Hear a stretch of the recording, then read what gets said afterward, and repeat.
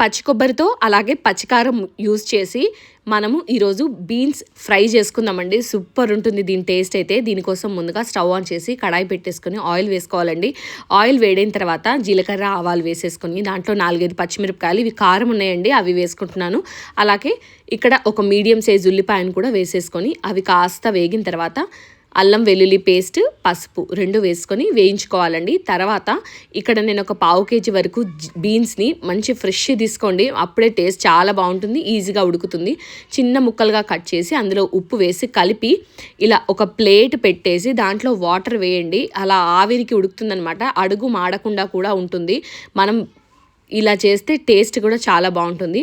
తర్వాత మూత తీసి అంతా బాగా కలిపి పచ్చి కొబ్బరిని నేను తురుముకొని ఇందులో వేస్తున్నాను. అలాగే ధనియాల పొడి కూడా వేసేసుకోవాలండి. ఇంకేం మసాలాలు అవసరం లేదు. కరివేపాకు, కొత్తిమీర జల్లేసుకొని మంచిగా ఒక 5 నిమిషాలు వేయించేసుకొని సర్వ్ చేసుకుంటే సూపర్ ఉంటుంది. రోటీలోకి అయితే ట్రై